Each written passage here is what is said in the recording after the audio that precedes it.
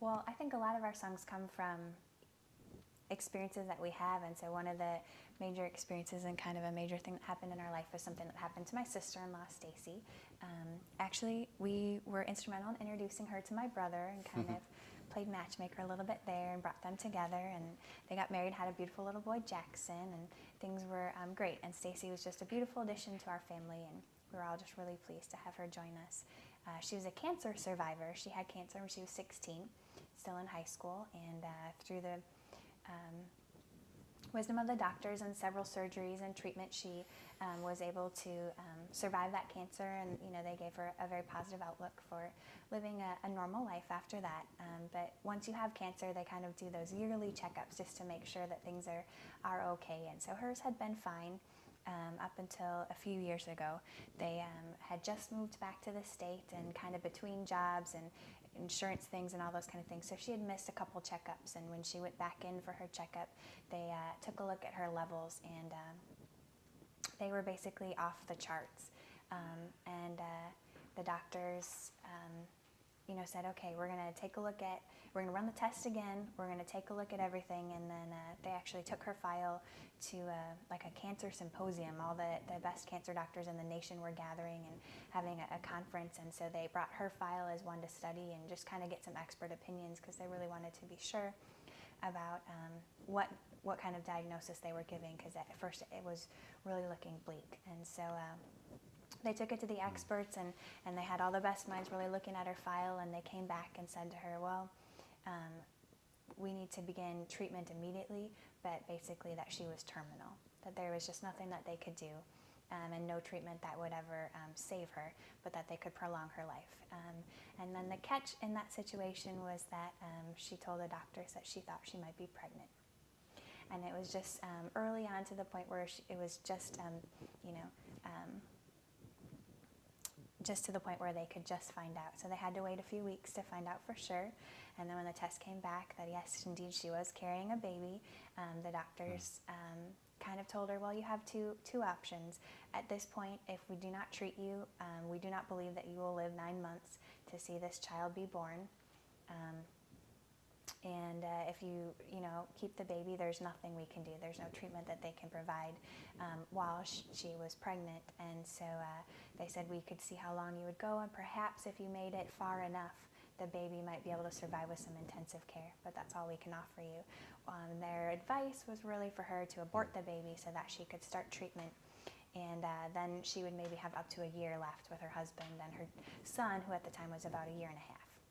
And immediately Stacy just knew that she could not give up the life that was growing inside of her, and so she told the doctors to that effect, and just said, if God gave me this child and he's meant for it to have life, then I'm going to believe that he's going to sustain me long enough that the child needs me, and that the child will survive. And so she made that decision right away, and the doctors kind of said, okay, we'll continue to monitor your levels, and that's about all we can do, is just kind of monitor and treat you, and hopefully, well, not treat you, but hopefully help you with the baby, and see how far things go. And so it was devastating news for us as a family, and we just went into a state of deep grief and shock, and just crying out to God, just crying out to God on behalf of Stacy and her little boy, and her husband and her whole family, and just really difficult time.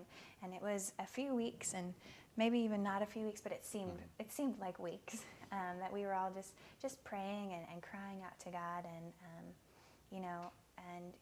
the great thing is that he heard our prayers, and he always does, but he chose to give Stacy back to us. When she went in for a checkup just to see how the baby was doing and kind of progressing that way, they said, okay, we had run a third test of the blood work again, and her levels came back completely normal.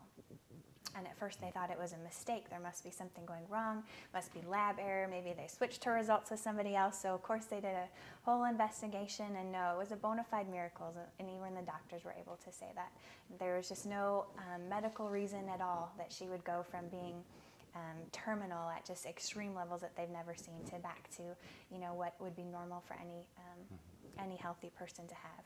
And so, God gave us back Stacy, and then, 9 months later, he gave us Ava into our family. And so Now they are both happy and healthy, and Ava is a wonderful little 2-year-old girl and full of life and joy. And I think it's a real testament to just to God's grace and giving her back to us, and also I think just a testament to life, that Stacy was choosing to keep the life that was growing inside of her, and I think God honored that decision by giving her own life back to her. And so it was through that experience that we were both just really touched by it, and that Daniel, of course, just wanted to write a song about the experience. And so yeah, I was just inspired by, of course, the amazing miracle that the Lord did for Stacy, and we so appreciate and love her and dearly. And she's such a joy, and her baby is too. When Ava came out, she's just like the happiest baby I've ever seen. She's just lying on the floor, just full of joy. And I'm like, why are you so happy? You're lying on the floor, just looking at the ceiling. Why are you so happy?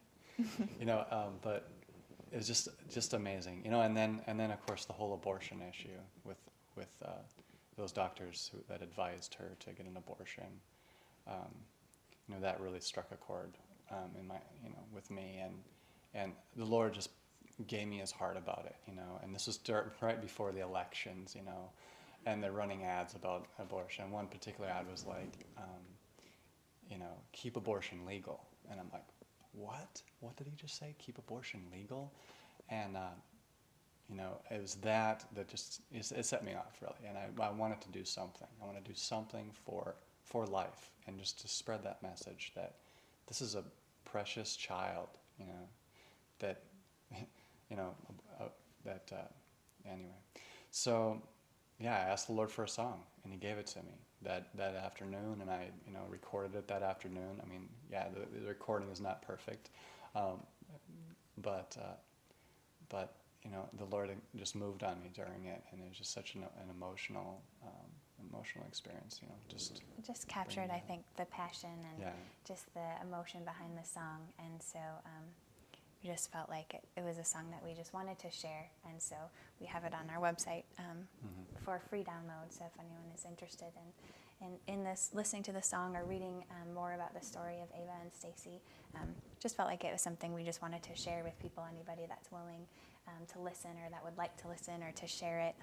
We've gotten a lot of positive responses about that, people that send it to their friends and those kind of things, and God's just really used it to touch people's hearts, and it's been good. Called Tiny Hands. I don't know if we said that. Yeah. The name of it. Yeah, that song's called Tiny Hands.